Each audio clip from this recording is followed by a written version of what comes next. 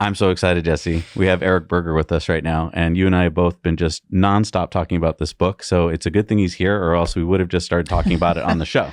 Eric, thank you so much for being here, and thank you so much for writing this awesome book. Hey guys, thanks so much. Thanks for having me. Yeah, I just want to thank you. I mean, this book, like usually sequels don't live up to the original, right? Liftoff was awesome. Yeah. But this was like even better, I think, because there's just so much more going on with SpaceX. You got into every nook and cranny. I can't wait to talk to you about how you did that. Yeah, it was a challenge. I think if I'd had to write this book first, I would have been lost just because, as you say, there was so much going on. But it's gratifying to hear that because I was pulling on a lot of threads to weave it all together. Yeah, there is so much going on. There's so many characters, right? At the end, when you're talking about acknowledgments and how many people you talk to, I feel like you and your editors probably had to like dial it back or something, right? Because you talk to so many people. How do you do that? And first of all, how do you talk to so many people? And then how do you decide who makes it into the book? So, I was fortunate because I'd made a lot of good contacts when I was writing Liftoff about the early days of SpaceX. And a lot of those people had carried on, at least in the early years of this book. So I was able to talk to them about their experiences and then really just sort of ask them who made some of the biggest differences in the company's rise. And so then I went to those people and interviewed them. The challenge in this is you don't want to throw like 100 names at readers. So you want to give them a limited number of characters. But, there were thousands of people that ultimately were working at SpaceX in the 2010s.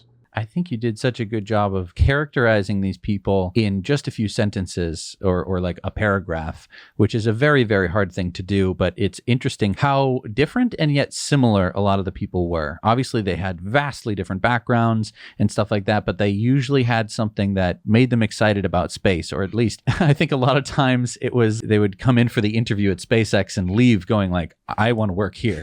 You just did such a good job of making me care about these people. Yeah, can we talk about some of them? Yeah. So there's this character, I want to call him a character, Mark Juncosa. Am I pronouncing that right? He seems like such an important character because he seems to pop up all over the place. And when Elon's having a problem, he seems to bring him in as like a problem solver. Can you tell me more about him? Yeah, so Juncosa came to the company early on during the Falcon 1 days, but he really kind of made his mark during the Falcon 9 era. He took over structures from Chris Thompson, who was a founding employee, and sort of helped get that program off and running in terms of, building up the second and third generation of the Falcon 9 rocket when they were trying to do so much on the inside of the vehicle to make its performance higher. So he played an important role there. And then he and Elon developed this really close relationship. They would go drink beers, hang out. And so he was kind of comfortable with him on a personal level, while also being comfortable on a professional level. And if you look at the last 5 to 10 years of SpaceX, when the Starlink program was running into problems 6-7 years ago, basically, Elon dispatches Mark Juncosa to their office in Redmond, Washington and says, go clean that mess up.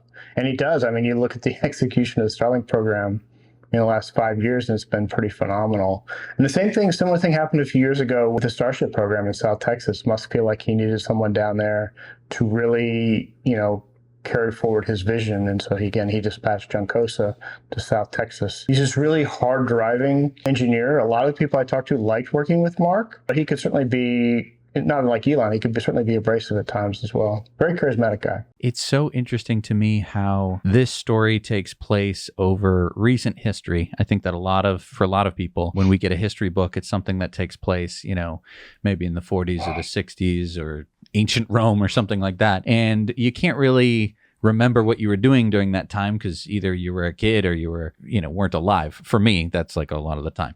And for this book, I'm going like, oh, wow, I was in high school. And oh, yeah, I remember the grasshopper. I was showing people like on my phone. I remember during band class, I'd be like, hey, look they're doing this thing. And I remember talking to like the smartest kid I knew. And he was like, I don't know about that. I'm like, no, dude, like they're going to re-land rockets. And it's like, it's just so amazing to be able to put that into context of very recent history. And I think you do a great job in the book because obviously you're telling like 14 different stories happening all during similar times. And then obviously characters reemerge, or not characters, they're real people. It's so interesting to me. And the speed at which they're working, I think, is the thing that I really took away from this book, because in Liftoff, you figure, okay, it's a startup company. They're brand new. They have to launch this rocket or they're going to go bust. And so you figure, okay, so they were working crazy because that's why they were working crazy. And then in this book, you're like, they kept that pace up through the entire book, through basically from what you covered, which was from the launch of the Falcon 1 back in 2008, all the way to almost now. I mean, you're kind of talking, you know, generally towards the end of the book about, you know, how they're basically keeping this up. I didn't realize it, you know. I think that for me... You thought they went 9 to 5 and no, then... I mean, really, I did. I mean, I knew that they were innovative, right? I think that a lot of people knew that they were innovative. This idea of re-landing a rocket was innovative, but I don't think that a lot of people realized that they were working 100-hour weeks, week after week after week after week. With piles of dead crickets. Yeah. I think one of the telling quotes to me or comments to me was from Tim Buzza. He was the original launch director, and he was sort of talking about having worked at SpaceX a decade. And he's sort of paused at one point and said, you know, we kind of thought after we got the first rocket up and we got the Falcon 9 up and after we started delivering cargo to the space station with Dragon that, you know, Elon might take his foot off the gas a little bit, you know, sort of might give us a little bit of time to sort of breathe and catch up. But, you know, it never happened. Like they just kept accelerating. And there's good things about that with a company's culture and there's bad things.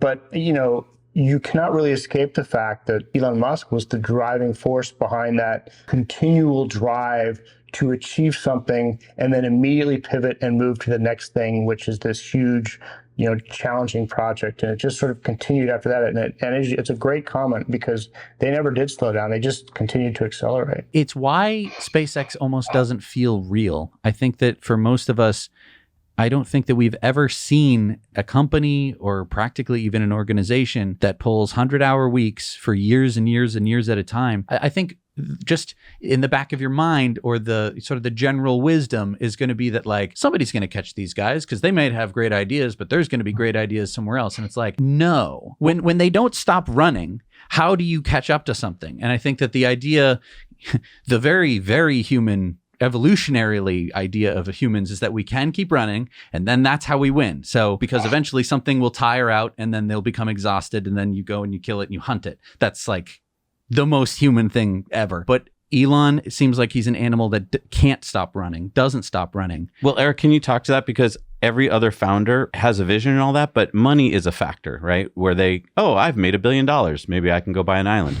Elon, yes, he needs money to keep going, but his vision is for Mars. So can you talk about how that fits in? Yeah, I mean, it's clear that he put in a couple $100 million at the founding of SpaceX and then has not really had to invest in it, the company on his own, except with his time, which obviously has been considerable. But it is clear, like the founding employees, you know, when they had their interviews with Elon, he talked about Mars. Like that was the reason the company exists. And like 10 years later or 12 years later, when they're starting with Starlink, like it was clear that like he was starting the Starlink program to be the funding source for eventual settlement of Mars. That's why, you know, he was doing it. You know, Bjorn Altan made the comment that, you know, look, if SpaceX is a phenomenally successful company financially, and everyone looks at it and says, oh my goodness, you know, they transformed the launch industry, but they don't get to Mars, then in Elon's eyes, that's a failure of a company. So that is the vision. I do think that it's interesting too, like if you look at the Starship program now, you know, the big theme of reentry is how scrappy they continue to be, even in sort of the early to mid Falcon 9 years. Like they were still hurting for money, living almost hand to mouth when it came to a financial situation. The Starship program really, for the first time, is you see kind of SpaceX Unleashed in South Texas. And they no longer really have funding constraints. If you talk to the people down there now who lived through the Falcon 9 era, they'll say, this is the first time where we really haven't had to worry about money. And that's why I think you see them going so fast with such massive vehicles that are really, you know, it's unprecedented what they're achieving. I really was surprised about how many stories in your book you have of Elon going, you can do that, but here's your budget. And the budget was like what, I have to buy a scrap tank? Like your budget is 5% of what the thing normally costs. And then they would get, and I think you put it very well, they would get it up to like, you know, 10% of what the thing usually costs, which is twice what Elon's budget would be. And then he would be like, fine. And it's like, but that's still really good. Yeah. That's right. And, you know, when they don't succeed, then they have to come up with other solutions. I think that's what the payload fairing, right, of the Falcon 9 rocket. Elon wanted that to be $1 million.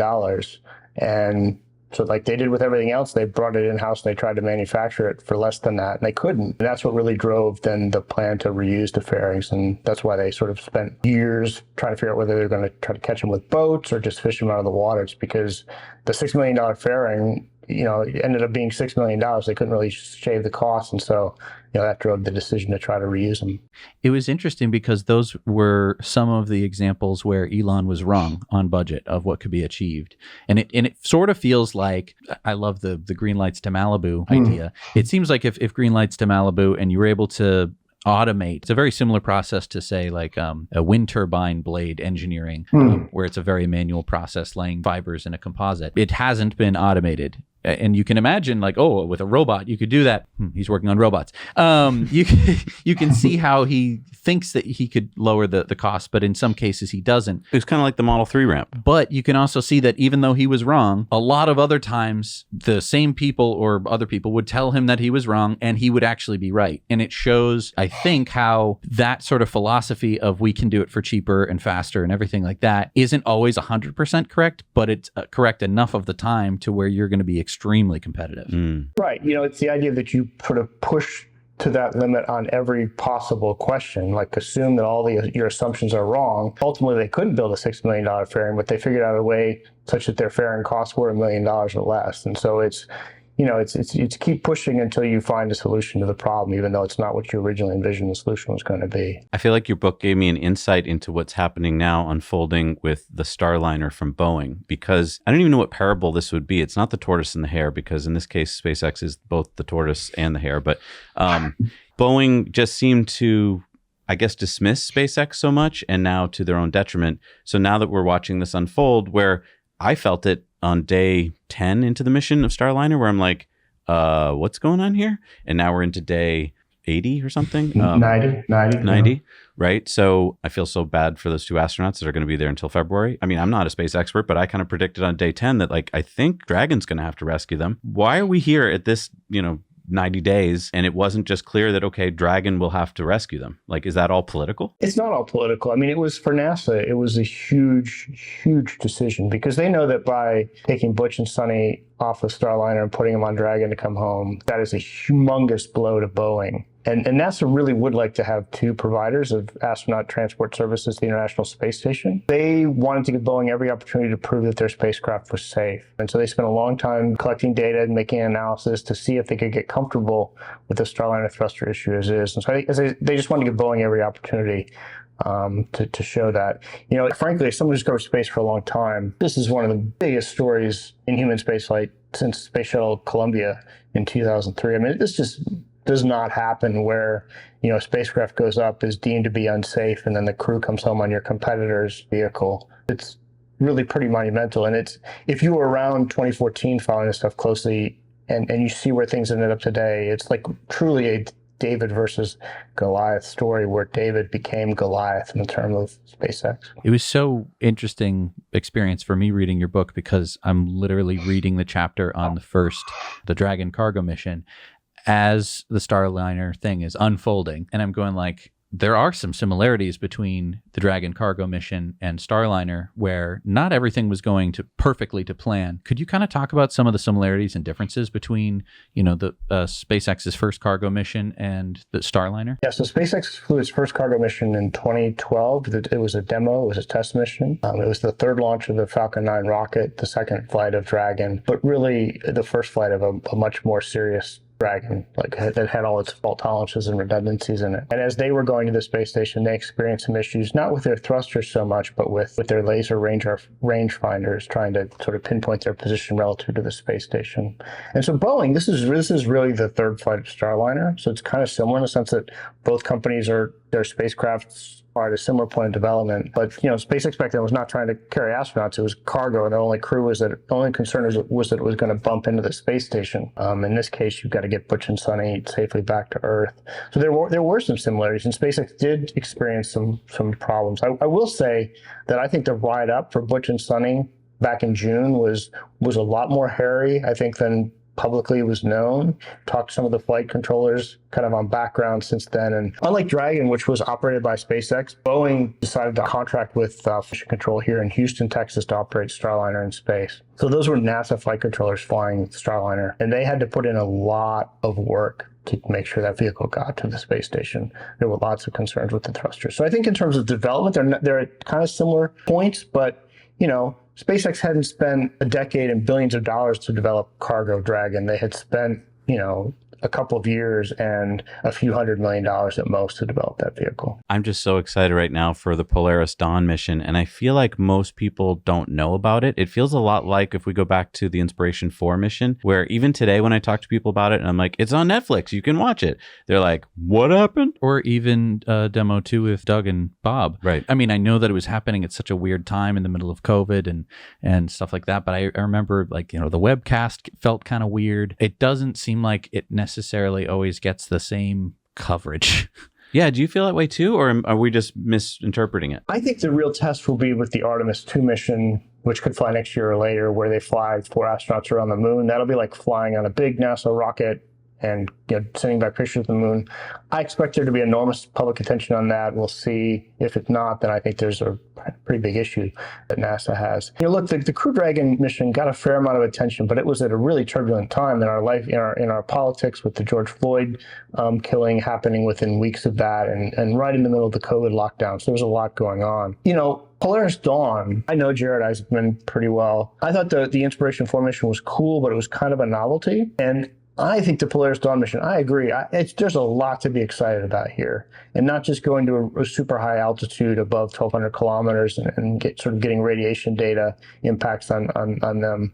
But the commercial spacewalk, the private spacewalk, is a huge deal. Like, there's so much going into developing these spacesuits, and Jared's interest in this mission really accelerated the timeline. SpaceX was eventually going to have to build spacesuits. I mean, if you aspire to go to Mars, you got to let people go outside. You're going to have a spacesuit. And sort of his interest in doing this really accelerated. So you've got like version 1.0 of this spacesuit today. You know, I could see version 2.0 being used on this International Space Station in 3 or 4 years by NASA astronauts. And then obviously future versions of the suit could walk on the moon and Mars. But it's very exciting because, you know, it's accelerating the commercialization of space.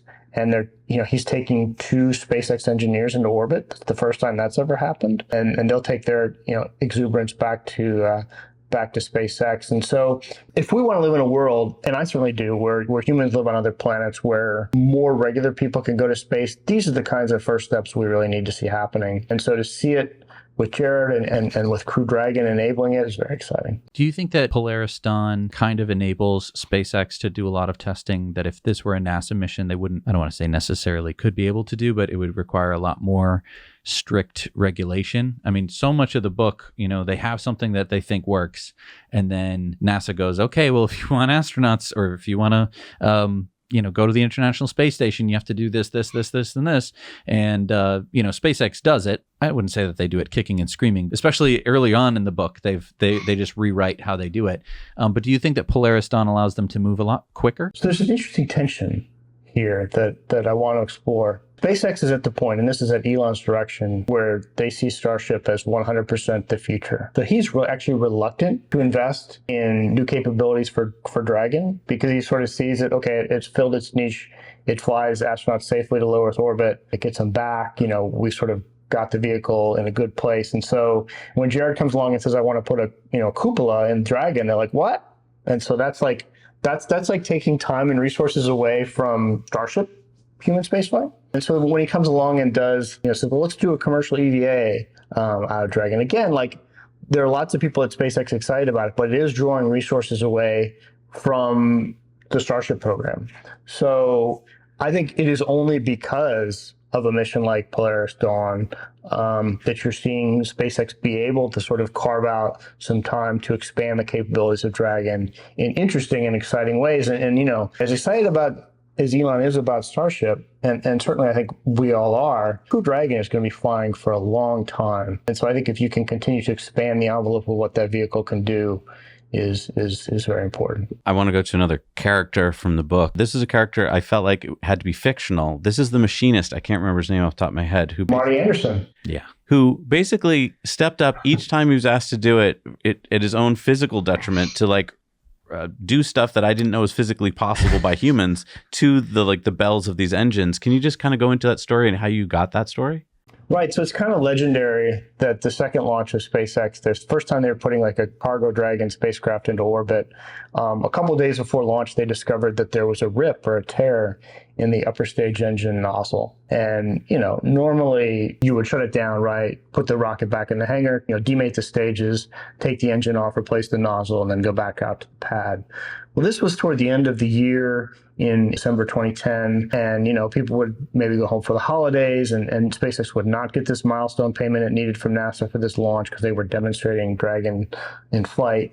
And so they were like frantic, like, what do we do? And then Tom Muller suggests, Tom Muller is the founding employee over propulsion, says, maybe we could trim the nozzle. And so they call this technician back in California. And so I had a long conversation with Marty kind of about his experiences with that. And that's sort of the idea with the book, is I wanted to bring out the stories behind the story, because I think like the hardcore SpaceX fans have probably heard about this, at least in passing. It's the first time Marty's ever told a story, right? And some of the other people involved. And it's pretty crazy that he went up there and, at one point he looks down at his hand and like it's the tin snips have worked a hole through his glove, worked a hole through his skin, and you can see his bone right in his cutting hand, but he kind of keeps going because he has to get this done so that they can launch within the next couple of days. A reason why I think your book is so important, and not only is it just fantastically written, but we do this on our show. We talk about Tesla all the time. So I feel like everyone knows everything because we talk about it all the time. And yet we'll meet people who are like, what's a Tesla? And I feel like it's so important that you have the story in this book, which is so digestible that, I couldn't put it down for 3 days straight. So that even though I'm into SpaceX, I didn't know a lot of these stories. And I feel like it's so great that they're all in one place. I think that it should just be required reading for children. I don't know what age, like 10 and on, it should be for kids because it's inspiring in so many ways, science, business, life. And I just feel like if you're a teacher watching this, if you're a parent watching this, get this not only for you and your family, but for your kids. Yeah. I was thinking as I was reading it, if I were to be able to go back in time to any time period, I would love to bring this book and just be like, yep, this is what the future can hold. I feel like it brings a level of inspiration that just isn't really the human spirit in this book. I was thinking about how much I loved all of these people, like a deep love of like, oh my God, like you didn't have to do this. Like a lot of the time you're like, sacrifice. When you look down and you saw bone, I would have stopped. I would have probably passed out. I've injured myself in far less ways, and I've quit. And so to, almost every character in the book at some point was going well above and beyond. Yeah. And you're just going like, wow, all to speed this up. I think that a lot of people think that stuff is inevitable, that like technology just sort of moves forward as some sort of manifest destiny, floating woman through the annals of time and space. But that's not true. It's carried on the shoulders of these people. And they were sprinting with the baton to move it forward. I know that a lot of people get burnt out working at SpaceX, and it really, you highlight exactly how hard a lot of this was, and that they would work hard and that they would party hard, and that the parties usually only happened after the deadlines were met. What do you think would have happened if they weren't so pushy, if they weren't so scrappy, if they didn't try so hard? It seems like there's many points in the book where SpaceX would have failed, but assuming that they didn't, would we just be miles behind where we are now? It's a great question. If you think about the U.S. space industry, if SpaceX didn't exist, we'd kind of all be looking at Blue Origin as kind of this exemplar of private funding and really pushing the bar forward. But the reality is that like China would have a much more interesting commercial space industry at this point than the United States would, and their prospects would be a lot brighter than what we perceive in the United States, thanks to largely to SpaceX, but to other companies as well. I talk a little bit about this in the epilogue, but if they had, the thing that Elon has consistently brought for 20 years is that this founder's mentality of doing things in a disruptive manner.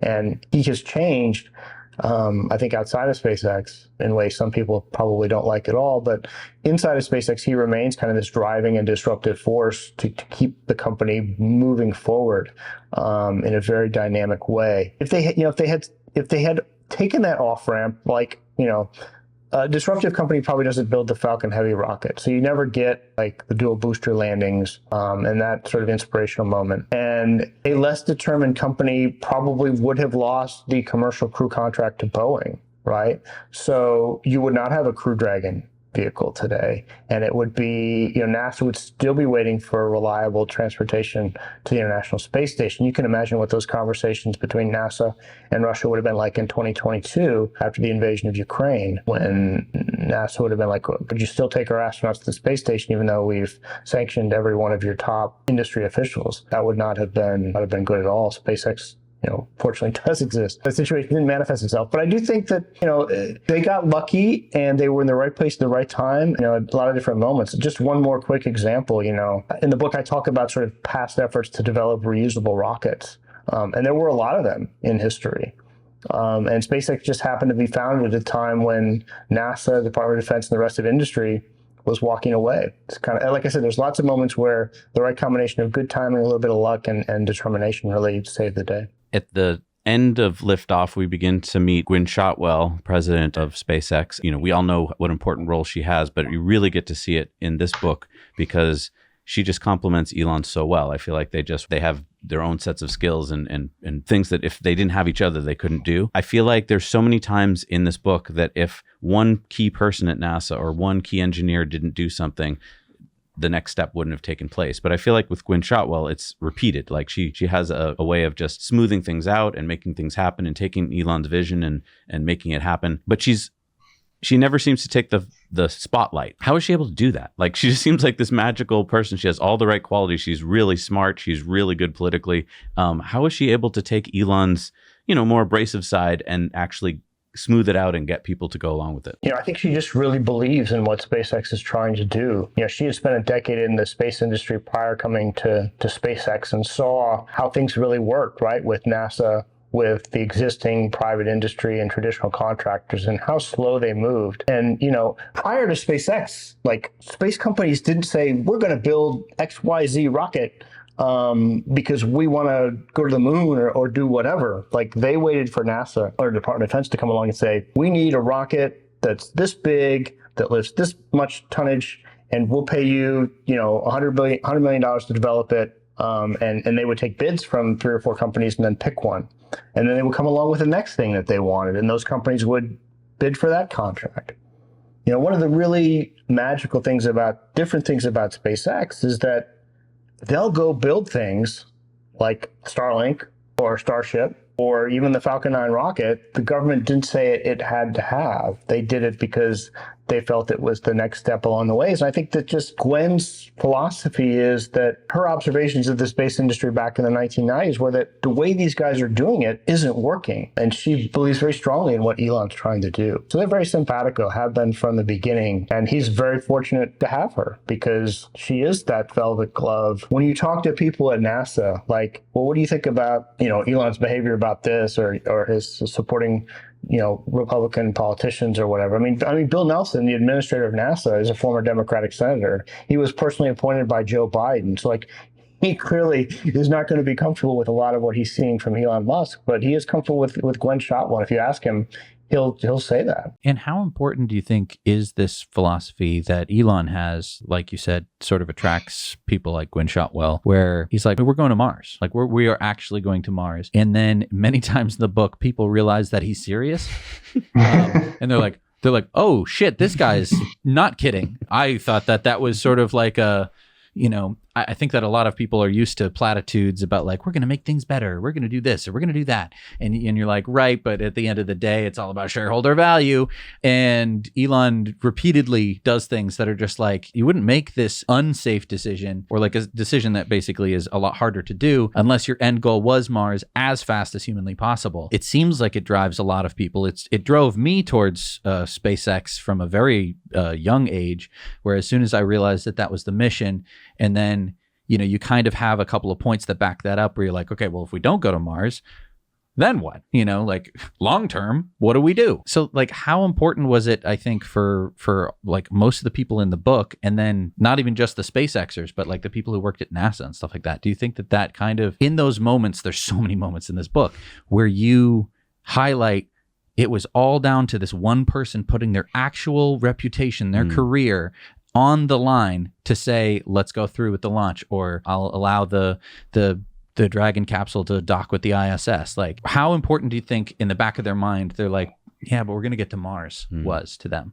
So I think it's different strokes for different folks. Like some people who joined SpaceX wanted to just build rockets without being encumbered by lots of requirements or huge teams. They wanted to do it with a small group of people to see if it was possible. I think that was a lot of the early employees. One of my favorite people I got to know reporting the book was Ben Kelly, and he talked about just everyone who was working on Falcon 9 and trying to land it on a barge, understood that this would fundamentally change humanity's relationship with space. If you could refly the rockets you were sending to space, then you were all set. Like that just changed the game completely. And so they were all in on that. I think the Mars vision is compelling, like kind of as a background narrative, but there's so many exciting steps along the way that I think that sort of a lot of people are just focused on changing the industry in a positive way. Lower costs, reusable launches, a reliable cruise spacecraft that you can fly several times, are all very important incremental steps on the way to Mars. And Starlink, frankly, is people are very motivated by that in the company. They see classrooms in Alaska being able to access the internet, for the first time. They see like life-saving things happening with Starlink. They see it being, sent into areas devastated by earthquakes or fires or other natural disasters as a means of communication. I mean, that product really changes lives. I mean, I can speak to that myself. We had a Hurricane Beryl here in Houston a couple of months ago, and it knocked out our power, and I had a backup generator, but the internet was offline. And my wife went to Best Buy and bought a Starlink dish. And that night, like we connected, and had high-speed internet for like several days while Comcast was out. And it was like truly life-changing. So you can see like how someone who had never had internet before gets this dish and plugs it in, all of a sudden has internet. I mean, that's pretty mind-boggling stuff.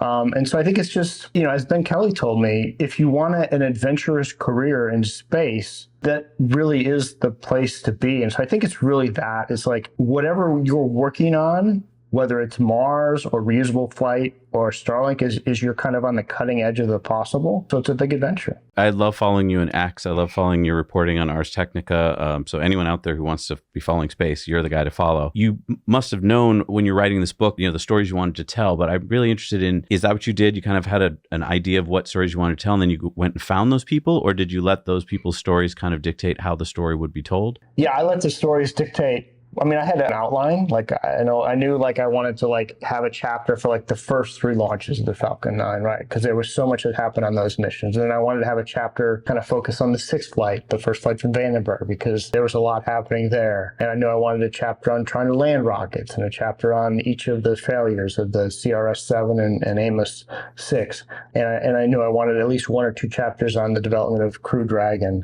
But outside of that, it was more like, just go find people, talk to them, and then, get recommendations from them on people to talk to, and then sort of figure out where those stories led me. You gave a taste of this in the book of how much time it took. I mean, you spent a lot of time away from your family trying to write this book, but like, what did an average week look like? It just sounded exhausting, because as fun as it must be to talk to these people, that's a lot of work. I mean, tell me, like, what was it like having to set up all these interviews and take notes and go through all those notes? What is that like? Well, it's kind of like my job on steroids. I mean, as a reporter, you're already talking to different people, taking notes, writing stories about it. So it's kind of an extension of that, but it was on a much bigger scale, because you're not thinking about like a 1,000-word story, but more like a 120,000-word book. So it's kind of a different scale. Were you writing as you interviewed, or did you wait until you'd interviewed everyone and then start the writing process? I did about 70% of the interviews before I started writing. I knew like a majority of the people I talked to for the early chapters, I talked to first. So like I had most of that. But then there was a point where I felt like I had about 80 or 90% of the reporting where I just sat down and just wrote everything. And that's kind of where it was most intense, because, when you're writing a book, first of all, you don't want to write about anything unless you're passionate about it, because then it's just a total drudgery. Like it's just, I can't imagine writing a book about something I wasn't interested in, so it would be awful. But it's the kind of thing where like, I'd spend 3 or 4 hours at night writing, and then of course you go to bed with your mind swimming, and then you wake up with new ideas in the morning, and then you sort of start the process again. But I find that like, for me at least, the way it works is just to have this really intense period where you kind of hammer it all out. So you did lift off, which told kind of the very early beginnings of SpaceX, and this book covers so much in REENTRY. Do you want to write more books about SpaceX? Or do you just want a long nap? It seems like, luckily, a lot of it's, I don't want to say it's writing itself. You have to do all the writing, but It's not writing itself. It would be nice. It seems like it's not going to get too boring. I know that a lot of like, you know, the launching and landings have become routine. I don't watch them anymore. I used to. Yeah. I love how you describe many of the launch centers as becoming a lot more like airports than as like momentous launches and stuff like that. It does seem like SpaceX keeps upping the ante on what they want to do. But this surprises me. The other day, you know, Stephen King tweeted out that, you know, oh, one of your rockets crashed. I mean, here's an intelligent person trolling Elon on a failure of a 260-second, you know, consecutive good landing, and then there's one that doesn't work, and that's when we go, oh, that's Americans. Oh, well, now there's a fire. I feel like is that the state of our world? Is that we're only going to pay attention when there's a failure? Every launch that went up and launched 23 satellites, 46 satellites, we just ignored, to the point where I talk to people and they say, oh yeah, there's 6,000 Starlink satellites. And they're like, no, that's not possible. You got your math wrong. 2/3 of the satellites right up there are owned by SpaceX. And I remember when I told people this during like the first launch, I was like, oh yeah, his plan is to have thousands of satellites. And they're like, yeah, right. And now it's happening. And I feel like, am I right? Are there really 6,000 satellites? You know, interactions like that with Stephen King are one of the consequences of Elon buying Twitter and inserting himself into the public square and in politics in a very forward way. That kind of behavior and activity creates animosity. And so people see that. And it happened, I mean, very vividly. I remember this, and you guys probably do, after the first Starship launch, where it cleared the tower and it flew for about 90 seconds, but then they had to blow it up. And everyone was like, well, what an idiot, right? Like, his rockets are exploding.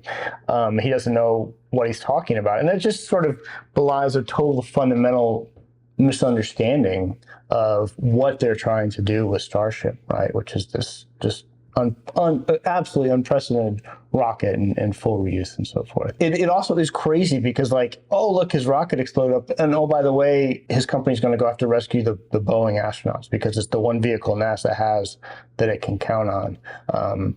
You know, it's the simple answer, of course, is that, like, you've got your established programs and you've got your developmental programs. But, you know, when Elon is as out there as he is politically, people who don't like that are going to find anything they can to attack him for, even though they don't really understand what's happening. Talk to me about this latest Starship launch where we got these views of Starship re-entering the atmosphere, and, you know, we start to see parts of the ship melting off, and the camera lens gets completely caked in something or cracks and breaks off. What were your thoughts as you were, like, watching that unfold? Yeah, so a couple things on that. First of all, my goal with REENTRY was to really set the stage for the Starship era, to help people understand how some private company founded by this guy from South Africa is now building the world's largest rocket. Like how did we get to this point where they're flying crew, they've got Starlink and now Starship, and so it's a kind of a table setter for all of that we're witnessing with Starship. So I don't want people to buy the book expecting like deep insights into what's happening in Boca Chica right now, because it's not really its purpose. But, you know, as I was watching the Starship flights, it was third and fourth flights where we got these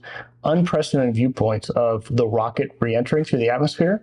You know, normally, like, when you're watching a spacecraft come back from Earth, they'll talk about blackout periods when we lose communication with the rocket, right? It's kind of a scary time when it's surrounded by plasma. So to actually sit there and see a rocket come through plasma, it's like, this is something that only, like, astronauts returning to the space shuttle before have looked out their windows and seen before. And that's, like, you think about all that went into making that happen. First, you have to build the rocket and the Starship upper stage, but then you also had to launch 6,000 Starlink satellites, because that's how the data is getting back to us. It's not through the NASA TDRS satellites, it's through Starlink.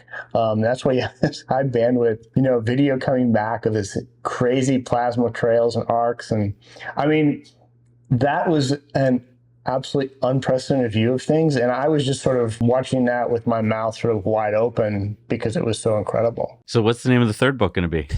You don't have to tell us the name.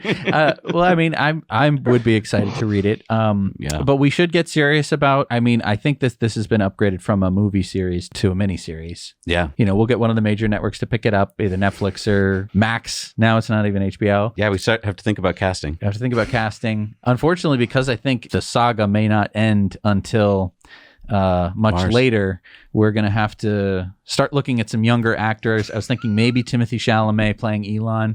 I don't know. No.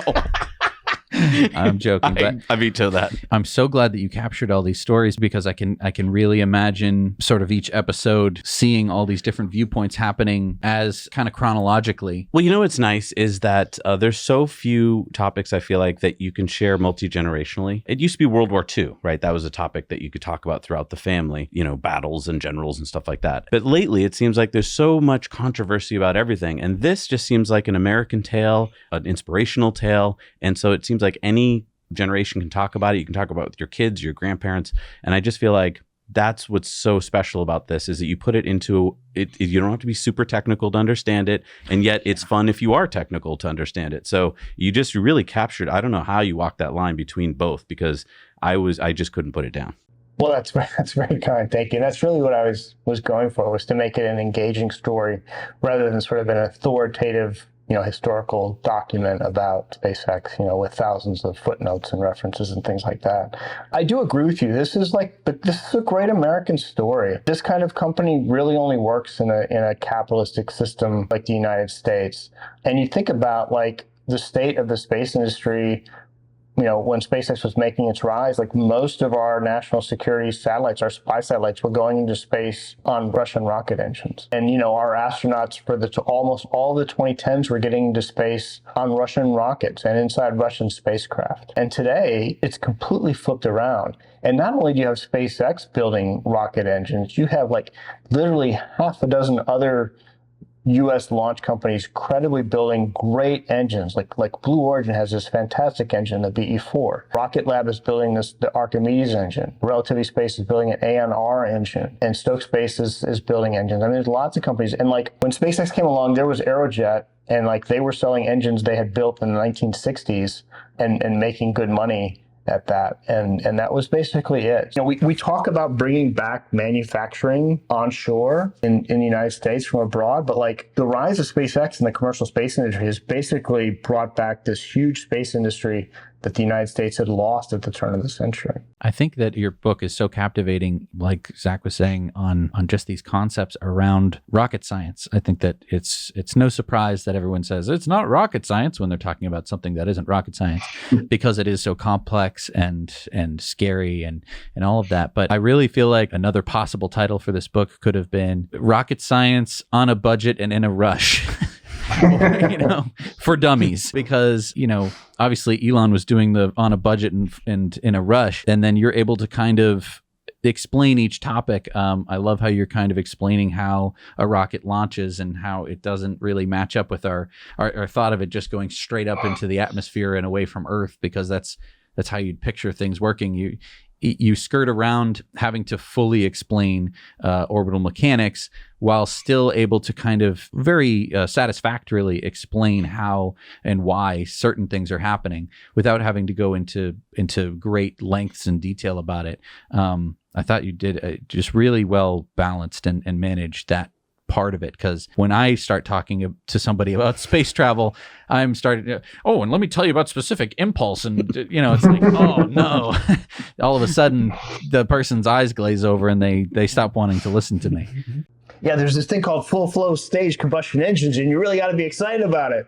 What are you talking about? Dude, I mean, normally they do it this other way that you have no idea about. Yeah, it's tough to, once people start to get into it, luckily there's lots of ways to, learn about some of this stuff and get excited. But I applaud you for making a book that basically anybody who can read English can pick up and read. Yeah, now that there's so many launches, I feel like it's exciting for American families to get back into watching launches again and be excited about going back to space, because there are so many exciting missions coming up. Yeah. This is the best time to be interested in space ever, I think, and that includes the Apollo era, just because so much is happening. In October, we're going to launch a mission to the moon of Europa around Jupiter. Amazing. We're all of a sudden we're going back to the moon much more frequently and going to put humans there. And, and Starship really is the first vehicle that's ever been built or even designed that realistically has a chance to take humans to Mars. It's very exciting. So I think the book is coming out on September 24th. Where can people get it? Everywhere, right? People can get it everywhere. It's going to be an audiobook, day and date release.